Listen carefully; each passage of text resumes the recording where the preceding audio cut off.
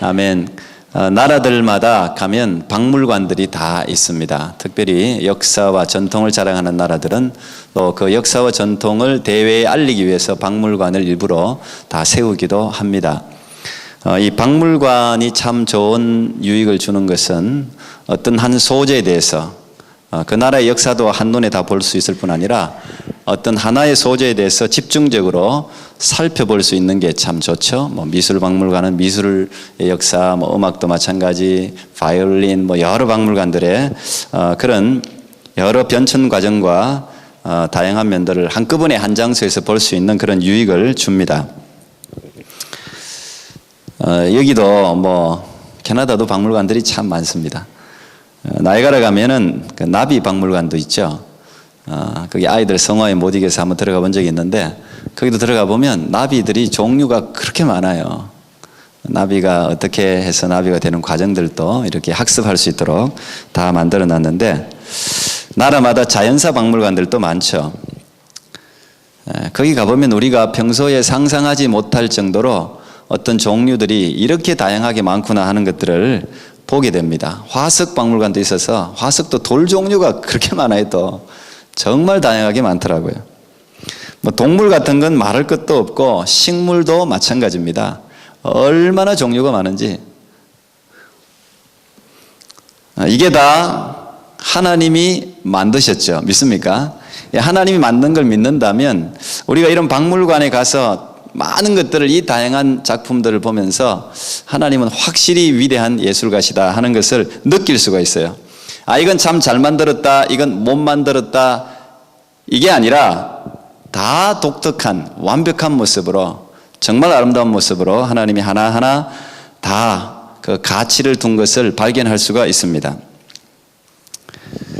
우리는 이런 모습들을 통해서 하나님은 무엇이든지 똑같이 획일적으로 마치 공장의 제품을 똑같이 찍어내듯이 하나님이 만드신 피조 세계를 그렇게 만들지 않았다는 것을 단박에 알게 돼요.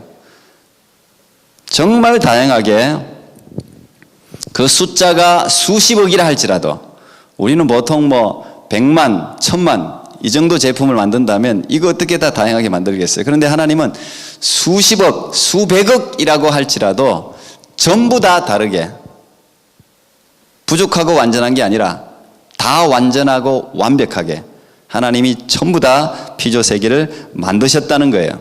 참 놀라운 일입니다. 그런데 이 자연뿐 아니라 우리 자신, 이 사람도 마찬가지 아닙니까? 지금 사람도 70억 이렇게 하는데 70억이라고 쳐도 70억이 같은 사람이 어디 있습니까? 전부 달라요. 심지어 쌍둥이까지도 다르잖아요. 다 달라요.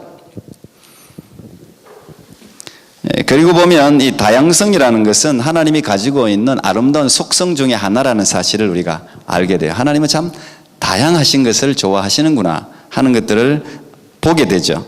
그렇다고 해서 구원의 방법을 다양하게 제시하지는 않으셨습니다. 구원도 이 방법도 있고 저 방법도 있고 이 길도 있고 저 길도 있어 이렇게 제시하진 않으셨어요. 구원의 방법은 only way, 하나밖에 없어요. 한 길밖에 없어요. 다른 이름을 주신 일이 없다 그랬어요. 왜 그럴까? 그냥 재밌는 생각을 하면, 여러분, 구원의 방법이 다양하면 이게 너무 헷갈리지 않겠어요? 그냥 구원은 딱 하나, 오직 예수 그리스도를 믿는 믿음, 이 너무 중요한 사안이니까. 제가 오늘 본문을 쭉 읽으면서 3절부터 13절까지를 그냥 한마디로 제 나름대로는 요약한 게 오늘 설교 제목입니다. 각자 받은 은사대로 충성합시다. 이 내용 안에는 하나님이 우리에게 주신 다양한 은사들이 소개되어져 있죠. 그리고 이 은사들의 활용에 대해서도, 또 어떤 자세로 이 은사를 하나님께 드려야 되는지에 대해서도 오늘 본문은 우리에게 말하고 있습니다. 자, 옆 사람에게 먼저 한번 인사하겠습니다. 참 타고난 인물이십니다. 이렇게 한번 인사해요. 옆 사람에게 참 타고난 인물이십니다. 자, 조금 더 한마디 더 하죠. 탁월하게 잘생기셨습니다. 이렇게 또 한번 인사해요. 탁월하게 잘생기셨습니다. 탁월하게. 예진이 왜 인사 안 해요, 엄마한테? 엄마가 탁월하게 얼마나 예쁘게 생기셨는데. 그렇게 믿습니까? 거기 끄덕이네. 훌륭한 부모님 밑에 훌륭한 자녀가 나오는 거죠. 정말 그렇습니다. 하나님이 우리 한 사람 한 사람을 정말 탁월하게, 유니크하게, 월등하게, 완벽하게 그렇게 만드셨습니다. 제가 오늘 내용을 설명하기 전에 또 한번 우리 이어지는 강의니까요. 잠깐 앞에 내용을 또 요약합니다. 바울이 지금 1장부터 8장까지 정확하게 구별하면 8장까지 믿음으로 얻는 이신칭의, 믿음으로 얻는 구원의 의에 대해서 신학적이고 신앙적이고 교리적인 설명을 쭉 길게 아주 구체적으로 했습니다. 그리고 9장부터 11장까지는 자기의 동족 이스라엘에 대한 하나님의 계획들, 자기가 깨달은 그 깨달음들을 나누고 그 깨달음에 대해서 너무 벅차서 하나님이 이방인도 구원하시고 우리 동족도 구원하시려는 계획을 함께 가지고 계시구나 하는 깨달음에 대해서 벅찬 감동으로 찬양하면서 11장을 마무리했습니다. 그리고 12장은 지난주 말씀드린 대로 그러므로 이렇게 이어지죠. 그러므로라는 단어가 뜻하는 것은 앞의 내용들을 뒷내용이 자연스럽게 받는 거죠. 앞의 내용의 결과가 뒷내용이라는 의미다라고 제가 설명했습니다. 그러니까 12장은 따로 떨어진 본문이 아니라 앞에 1장부터 11장까지 전체를 받는다고 하면 1장부터 11장까지의 그 내용에 따른 자연스러운 적용 내지 결과들이다. 이렇게 우리가 이해하면 좀 더 쉬울 것 같습니다. 굳이 나눈다면 11장까지는 흔히 교리적인 설명, 신학적 베이스, 기초를 놓는 그런 이론이라고 이야기한다면 12장부터 이제 이어지는 16장까지는 실천들, 윤리적 실천에 대해서 나눕니다. 그렇게 말씀드릴 수 있는데 보통은 어떤 이론이 탁월하면 그 이론을 바탕으로 한 실험의 내용들도 결과들도 탁월하게 나타나는 것이 정상입니다. 항상 베이직이 튼튼하면 그 위에 내용물들도 아주 탄탄하게 원래 짜여지는 법이죠. 이론과 베이스가 부실하면 이게 다 부실해요. 그래서 우리가 신학적인 교리 또 신앙적인 밑받침을 기초를 잘 쌓는 게 굉장히 중요한 거예요. 그래서 하나님 말씀을 공부해야 되는 게 그래서 중요한 겁니다. 그래야 계속 튼튼하게 집을 쌓을 수 있기 때문에 그렇습니다. 제가 설교를 준비하면 대부분 제 깊은 묵상과 영감의 내용이 주입니다. 거기서 가장 골격은 거기서 잡습니다. 그러나 그걸 뒷받침하는 내용들을 성경 속에서 찾아내야 됩니다. 성경이 뒷받침하지 않으면 제가 생각하는 것은 내 개인의 산물이 될 수 있기 때문에 성경이 뒷받침하는 것들을 많이 찾아내죠. 그러면서 참고하는 주석들이 있습니다. 주석이라는 것은 이 성경에 대한 탁월한 해석들이죠. 이상한 이단이 해석한 건 또 엉뚱하게 나가지만 보편적인 해석이 좋은 거예요.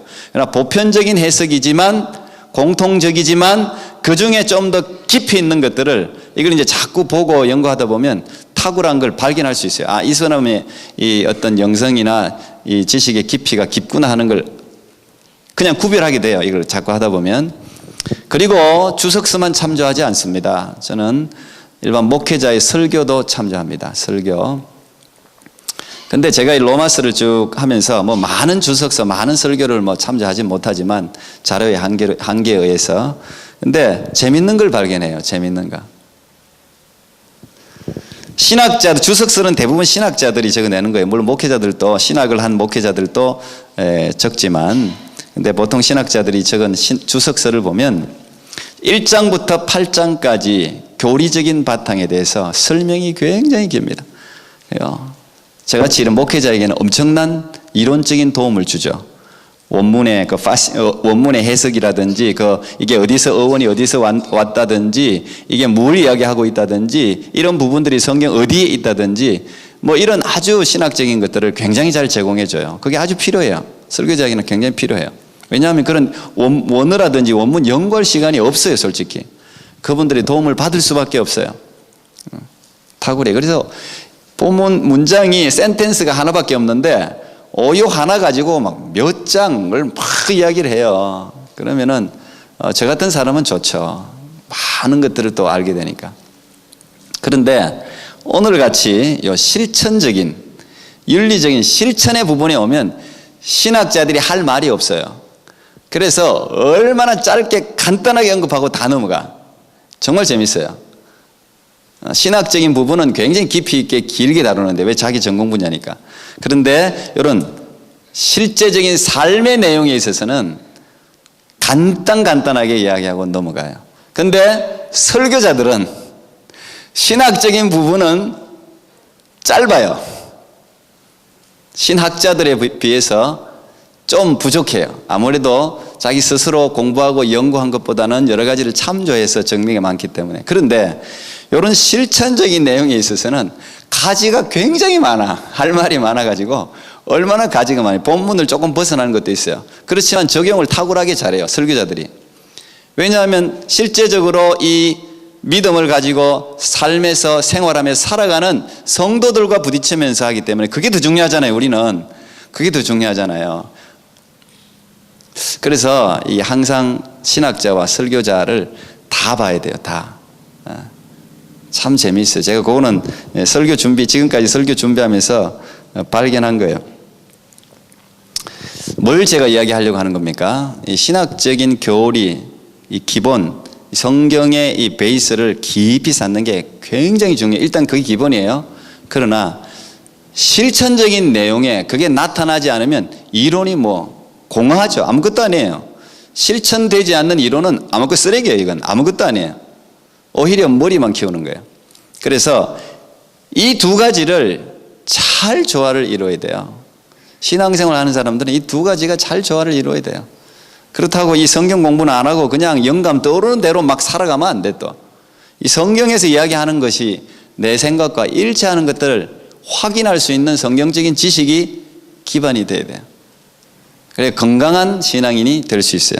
저는 여러분들이 이 두 가지에 다 조화를 이루면서 살아가는 그런 건강한 신앙인이 되기를 축복합니다. 여기 그러므로 형제들아 이렇게 12장을 시작하고 있는데, 여기 형제들이라는 말은 그리스도 안에서 한 몸을 이룬 지체들을 이야기하겠죠. 이거 아마 오늘 이야기하면 우리 모든 그리스도인에 해당될 수 있을 겁니다. 그러므로 하나님의 지팡이 교회의 성도 여러분, 이렇게 우리가 정할 수 있어요. 내가 하나님의 모든 자비하심으로 너희를 권하노니, 첫 번째가 너희 몸을 거룩한 산제사로 드리라 하는 내용을 우리 지난주에 들었습니다. 그 구체적인 내용은 뭐였습니까? 거룩한 산제사로 드릴 때 이 세대가 당연히 흘러가고 또 이 세대가 우리에게 요구하는 세속적인 철학, 가치관, 이런 것들에 따르지 말고 변화를 받아서 하나님의 선한 뜻을 깨달아 알아. 깨닫는 것에서 그치는 게 아니고 그것을 순종하라. 그래, 분별하라는 말이 제가 순종하라는 뜻이다 그랬어요. 순종하면서 살아가라 하는 내용이었습니다. 이게 예수 그리스도를 믿는 믿음의 사람들이 그러므로 당연히 자연스럽게 예배로 이어지는 게 정상이라는 거예요. 그런데 주일날 우리가 여기 모여서 예배드리는 이 예배 말고 삶의 예배를 이야기, 삶의 우리가 살아가는 생활 속에서 산제사로 하나님께 드리라는 이야기인데, 이 권면이 실제적으로 로마에 있는 성도들에게는 너무도 필요한 권면이었습니다. 왜냐하면 로마의 중심부에 살고 있는 사람들이에요. 그건 전부 세속적인 문화와 정신, 그 정신이 요구하는 유혹 속에서 날마다 살아가고 날마다 판단하고 날마다 내 그 유혹을 이겨나가야 되는 그 성도들에게는 굉장히 중요한 말이었죠. 그걸 따라가지 말고 그 세상이 요구하는 것을 듣지 말고 하나님의 선하신 뜻, 그 뜻을 분별해서 거기에 순종해라. 그게 제가 에녹이 300년간 하나님과 동행하면서 살았던 삶이라고 말씀드렸습니다. 자, 첫 번째가 살아있는 삶의 예배였다면 이 대상자는 아마 로마에 살고 있는 보이는 성도뿐 아니라 보이지 않는 모든 성도들에 대한 권면이었다면, 오늘 우리가 읽은 이 본문, 이 권면은 그 로마에서도 신앙 공동체를 이루면서 살아가는 교회 성도들, 바울은 본 적이 없지만 교회가 있었죠. 그 교회 성도들, 그 좁은 대상에게 주는 권면일 수 있습니다. 그게 오늘 3절의 첫 번째는 뭐였습니까? 믿음의 분량대로 생각하라.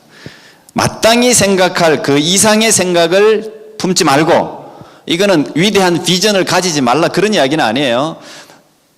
본인이 할 수도 없고 하지도 않는 그런 생각을 하면 너무 스트레스 받아. 굉장히 실제적인 조언이죠. 그런 생각하지 말고 하나님께서 각 사람에게 나눠주신, 오늘 이 말이 많이 제가 강조할 겁니다. 하나님이 각 사람에게 나눠주신, 하나님이 주신, 하나님으로부터 왔다는 거예요. 믿음도. 믿음의 분량대로. 그 말은 무슨 말이에요? 믿음이 큰 사람도 있고 작은 사람도 있다는 말이에요. 하나님은 크고 작고를 가지고 평가하지 않는다는 게 성경이 이야기하는 굉장히 중요한 메시지입니다. 하나님은 너 크다, 너 많이 가졌다, 너 작다, 이걸로 그 사람을 구분하지 않아요. 크든 작든 자기에게 주신 것에 최선을 다했느냐, 다하지 않았느냐, 이걸 하나님은 항상 따지세요. 그게 달란트 비유였잖아요.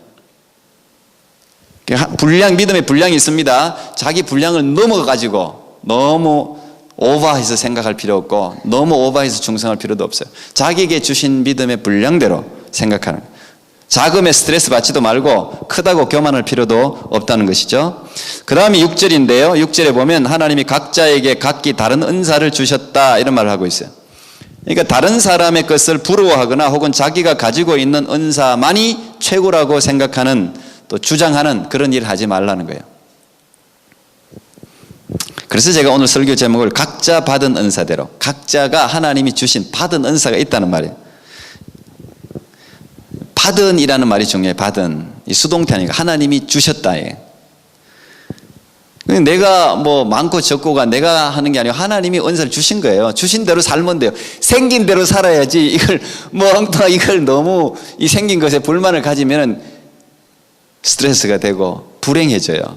하나님이 주신 거예요. 하나님이. 자, 따라합시다. 생긴 대로 삽시다. 네, 생긴 대로 가장 아름다운 모습이에요.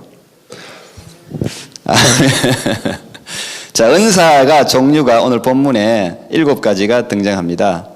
이 은사에 대해서는 바울이 다른 곳에서도 많이 열거했는데 고린도전서 12장, 에베소서 4장, 또 베드로전서 이런 곳에서 은사를 여러 종류로 쭉 열거하고 있어요.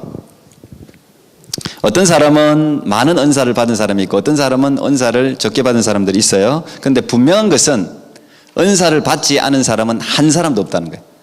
하나님이 반드시 누구에게든지 많이 받은 사람이 있고 적게 받은 사람이 있을지는 모르겠지만 받지 않은 사람은 한 사람도 없어요. 다 주셨어요. 왜냐하면 이 은사라는 것은 하나님이 모든 사람에게 값없이 나누어 주시는 선물이에요.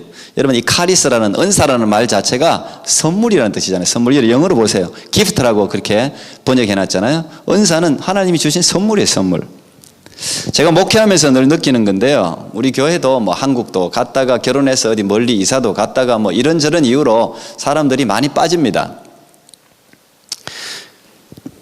근데 어떤 사람이 빠지든 간에 그 사람이 빠진 자리는 항상 보여요.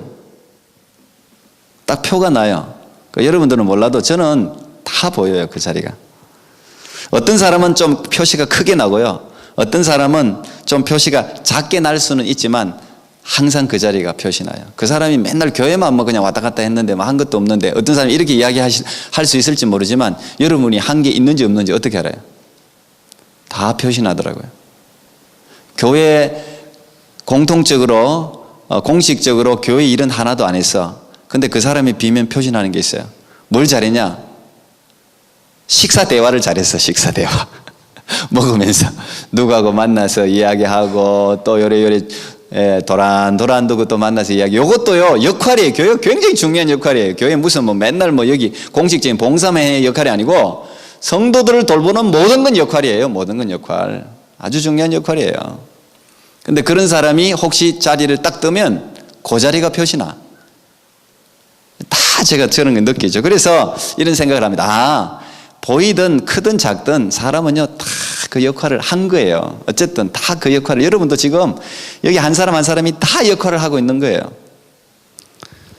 오늘 본문에 언급된 은사를 살펴보니까 예언의 은사 있습니다. 뭐 이 예언이 장래 일을 마치 도사처럼 이야기하는 것, 그것만 생각할 필요는 없습니다. 물론 그런 것도 있어요. 성경 예언 중에 장래 일을 저도 뭐 예언을 받은 적이 있습니다. 예언을 한 적은 없지만 예언을 받은 적은 있어요.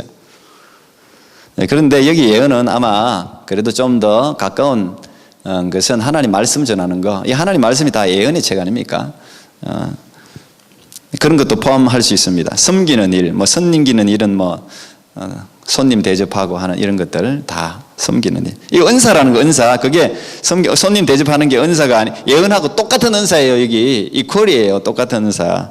가르치는 거. 또 그 다음에 여기 권위하는 거. 권위는 뭡니까? 권하고 위로하고 하는 거. 격려하고 위로하고 이거 잘하는 분들이 계시죠? 은사예요. 아주 중요한. 구제하는 거. 불쌍한 분들을 위해서 여러 가지로 구제하는 거. 그 다음에 가르치는 거는 뭐예요? 저 같은 사람, 여기 다스리는 자, 이건 리더들 이런 사람, 이것도 은사예요. 은사. 긍휼 베푸는 거. 그냥 불쌍한 사람들 보면은 늘 안 됐고, 이 긍휼 베푸는 게 입으로만 되는 거 아니잖아요. 자기 몸으로도 섬기고 물질로도 섬기고, 이것도 은사예요. 은사. 예. 이것만 있는 게 아니고 에베소서에는 사도, 선지자, 복음 전하는 자, 목사, 교사 이걸 다 은사라고 표현했어요. 그 다음에 여러분들이 알고 있는 은사는 주로 고린도전서 12장에 표현된 은사들이 많죠. 지혜, 지식, 믿음, 병 고치는 일, 능력 행하는 거, 예언, 영분별, 방언 통역 이런 게 이제 9가지 은사가 고린도전서에 쭉 나옵니다. 여러분 꼭 기억하세요.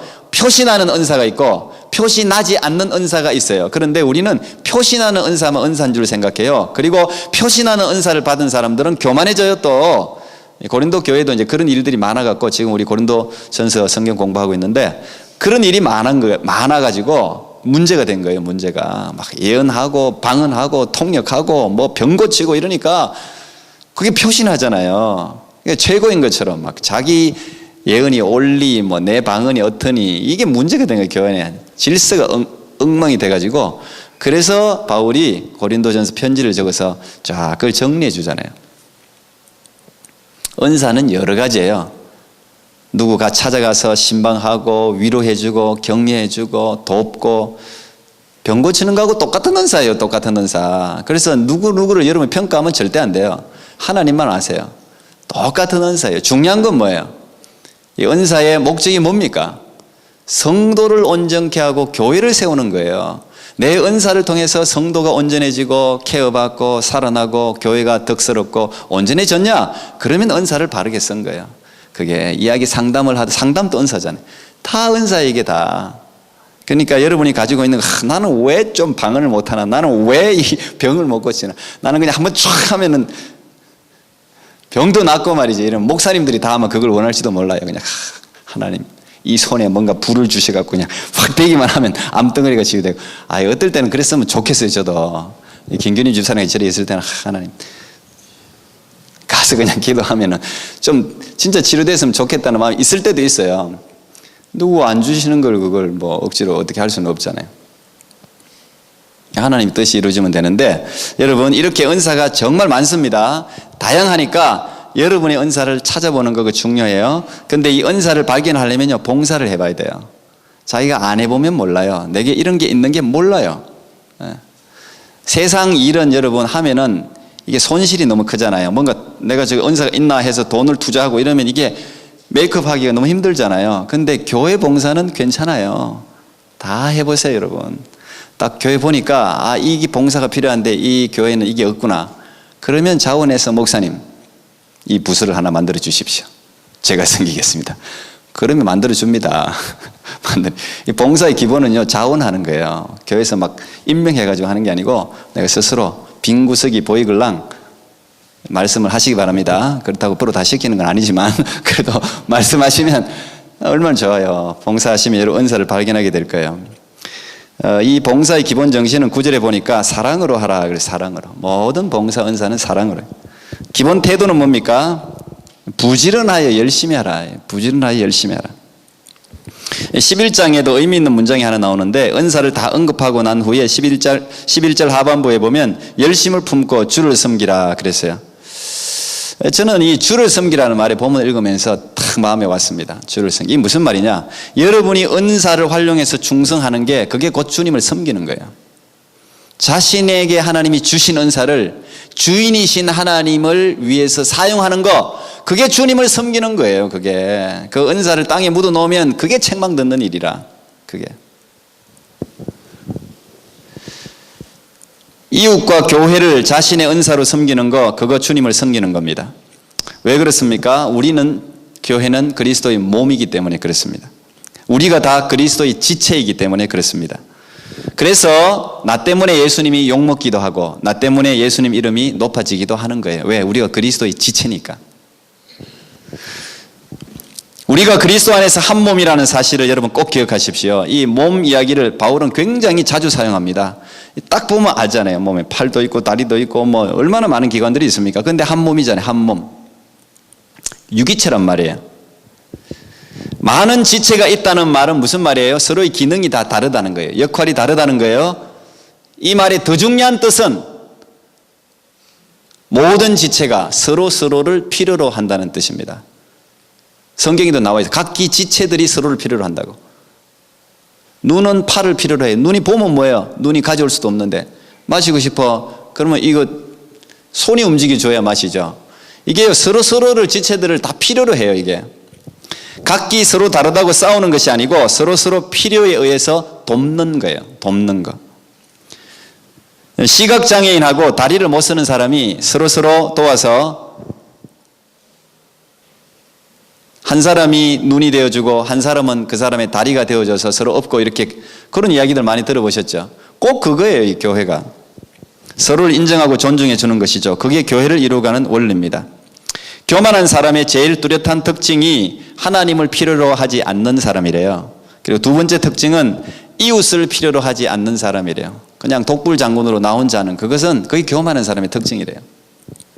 우리는 서로 도움을 구하기도 하고 도움을 주기도 하고 내가 도움 받을 때도 있고 도움 받는 것도 겸손해요. 받을 때는 받아야 되잖아요. 너무 막 사양하시는 분들이 있더라고. 근데 또 도움을 받을 때는 또 도움을 받아야 돼요. 좀 도와주세요. 그리고 내가 도와줄 수 있을 때는 힘껏 도와주고. 이게 하나님이 이 사회를 만든 원리예요. 제가 오늘 리치하고 이수인 집사를 불러내려고 그랬더니 저 2층에 올라가 있네. 어떻게 알고 또 2층에 올라갔어요? 여러분 사람 인자가 이렇죠. 사람 인자 그죠? 사람 인자. 제가 이 앞에서 실습을 좀 시키려고 그랬더니 두 사람이 요래 기대고 허문인 권사 한번 하실래요? 심지사님하고.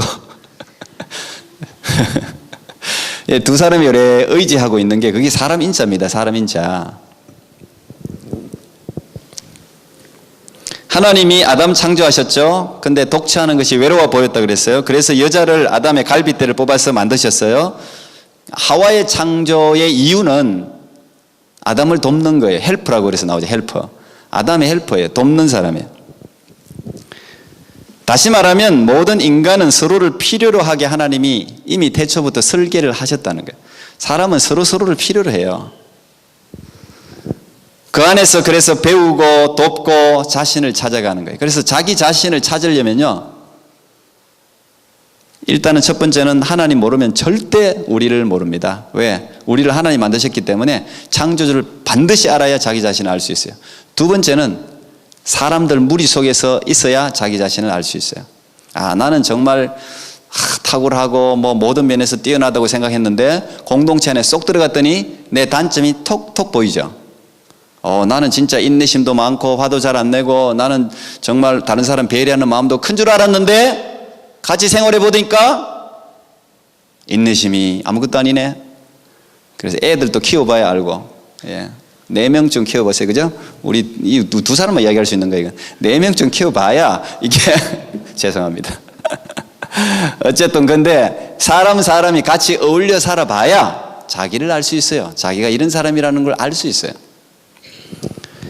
은사는 하나님으로부터 받은 천성적인 은사도 있고 스스로의 노력에 의해서 개발된 은사도 있을 수 있어요. 여러분 교육이라는 그 education이라는 단어가 그 단어 어원 뜻은 뭡니까? 그 as 이 사람 안에 있는 재능을 밖으로 끌어낸다는 뜻이 있잖아요. 성경적으로 바꾸면 하나님이 각 사람에게 나눠주신 그 은사를 발견해서 밖으로 끄집어내어 주는 거. 이게 이제 지도자들이 할 일인데요. 이 교육도 제가 보니까 참 재미있어요. 교육이라는 뜻이 동양하고 서양이 조금 달라요. 동양은 주로 선생 중심이에요. 선생 중심. 선생님이 이미 배우고 익혀서 알고 있는 지식과 경험을 학생들에게 가르쳐줘요. 지식, 새로운 지식, 사회 질서, 윤리 이런 것들을 그래서 학생들이 익히게 하잖아요. 그게 동양적 교육의 방법이에요. 근데 서양은 뭡니까? 대체로 학생 중심이에요. 학생을 최대한 존중해서 그가 가지고 있는 내면의 재능을 발견해서 밖으로 이끌어내 주는 거예요. 근데 이게 장단점이 있어요. 장단점이. 이게 서양 교육이 좋다, 동양 그렇게 말할 수가 없어요. 동양적 교육은 시행착오를 줄이면서 빠른 시간에 교육의 최대 효과를 거둘 수 있게 하죠. 물론 이제 반면에 자율적으로 사고하는 이 창의력이 좀 떨어질 수 있습니다. 동양 교육은. 그렇지만 대체로 다 대동소이하게 바르게 자라게 해요. 근데 서양 교육은 학생을 기다려야 되기 때문에 일단 시간이 오래 걸립니다. 그리고 자칫 잘못하면 바른 교육을 시킬 기회를 잃어버려요. 개인이 너무 존중되다 보니까 공동체성이 약화됩니다. 하지만 자기 자신에 대한 자존감하고 창의력은 동양 교육보다 훨씬 탁월하겠죠. 뭐 어느 것이 좋다고 보기는 힘든데 둘 다를 다 적절하게 조화를 이루어야 하지 않을까 그런 생각을 합니다. 은사도 하나님이 각자에게 다 맞게 주셨어요. 그걸 발견해서 이끌어내서 개발시키면 이게 놀라운 일을 할 수가 있죠. 제일 먼저 이 은사에 대해서 알아야 될 것은 첫 번째로 제일 중요한 게 내게 하나님이 주신 은사가 있다고 믿어야 돼요. 믿어야 돼요. 나는 아무것도 할 수 없어요. 목사님 제가 뭘 부탁하면 나는 아무것도 할 수 없어요. 할 수 있는 게 없어요. 재주가 없어요. 뭐 이렇게 이제 사양하시는 분들이 많은데 아니에요. 여러분은 은사 다 있어요. 그걸 제가 발견하지 못하고 여러분이 발견하지 못했을 뿐이에요. 모든 사람에게는 은사가 있어요. 누구를? 사회를 섬기고 하나님을 섬길 수 있는 은사가 있어요. 그거 여러분 다 발견할 수 있길 바랍니다. 캐나다에 와서 제가 본 것 중에 아름다운 모습들이 참 많은데 그 중에 하나가 병원이나 뭐 이런 공공기관에 가면 할머니들이 볼런티어 하는 거예요. 은퇴하셨어. 리타이어 하셨어. 가령 이제 선생님 했어요. 선생으로 리타이어 하셨어요. 그러면 선생님 있을 때는 월급을 받고 일했지만 리타이어 하고 난 뒤는 그냥 받지 않고 무상으로 똑같이 선생으로 그 학교에서 봉사하는 거예요. 이런 게 캐나다에는 참 많아요. 한국에서는 잘 볼 수 없는 모습이에요. 참 좋은 것 같아요. 봉사는 평생 해야 되는 거예요. 평생. 또 여러분 캐네디언 교회들 한번 가보세요. 찬양대에 할머니들이 많이 써 있어요. 할머니들이. 리타이어 해서도 많이 불러요. 평생 하는 거예요. 자기에게 주신 것을 평생 하는 거예요. 물론 이제 한국 정서는 어른들이 좀 빠져줘야 젊은 사람들이 올라오니까 좀 빠져준다 그러는데 그건 이제 한국이 너무 권위주의적인 사회이기 때문에 어른이 있으면 젊은 사람이 힘을 못 쓰니까 그래서 빠져주는 거예요. 그런데 어른들이 있으면서 권위주의적이지 않으면 더 좋은 거예요. 있으면서 섬겨줘. 평생 섬기시기 바랍니다. 평생 섬기세요. 그런 건강을 하나님이 주시기를 축복합니다. 아멘. 여러분 이 일치라는 개념은 굉장히 성경적입니다. 그런데 획일이라는 개념은 성경적이지 않습니다. 교회는 다 굉장히 다양한 은사를 가지신 다양한 분들이 모이는 거예요. 그래서 여러분들이 어떤 사람을 저 사람이 나와 다르다고 해서 평가하지 마세요. 우리 이론적으로는 알고 있는데 꼭 그렇게 평가할 때가 많거든요. 그래서 분쟁이 일어나요. 모든 사람은 여러분이 모르는 은사가 있다니까요. 저 사람은 별로야 그러는데 아니에요. 그 사람을 여러분이 몰라서 그래요. 진짜 하나님이 기뻐하는 구석이 있다니까요. 여러분이 발견 못한 구석이. 그래서 어떤 사람이든 그 사람에게서 배우려고 한다면 서로를 존중하고 아마 이 다양성 속에서 획일화된 게 아니고 일치는 뭡니까? 우리가 지향하는 목적은 똑같다는 거예요. 다양하지만 몸은 하나잖아요. 머리는 예수 그리스도고 하나잖아요. 하나님의 영광을 위해서 우리가 한 마음으로 각기 다른 곳에서 서로가 봉사하고 일치될 때 하나님도 영광 받으시고 여러분도 큰 기쁨을 얻게 되는 그런 일이 있으리라고 믿습니다. 여러분 은사는 결코 자랑거리가 아니고 사명을 감당할 도구입니다. 각자 받은 은사를 활용해서 우리 이해가 다 갔는데 새로운 한 해에는 하나님을 위해서 충성하여서 하나님을 기쁘시게 하고 여러분들도 그 은사를 통해서 기쁨을 얻고 보람을 얻는 그런 은혜가 있기를 축복합니다. 기도합니다. 하나님 감사합니다. 오늘도 말씀하신 주님을 찬양합니다. 하나님, 우리 모든 사람을 다양하게 창조하셨을 뿐 아니라 한 사람 한 사람에게 꼭 필요한 은사들을 주셨습니다. 그 은사들을 발견하게 하시고 그 은사들을 활용하여 교회와 사회에 큰 유익을 끼치는 우리 한 사람 한 사람이 될 수 있도록 함께 하옵소서. 예수님 이름으로 기도하옵나이다. 아멘.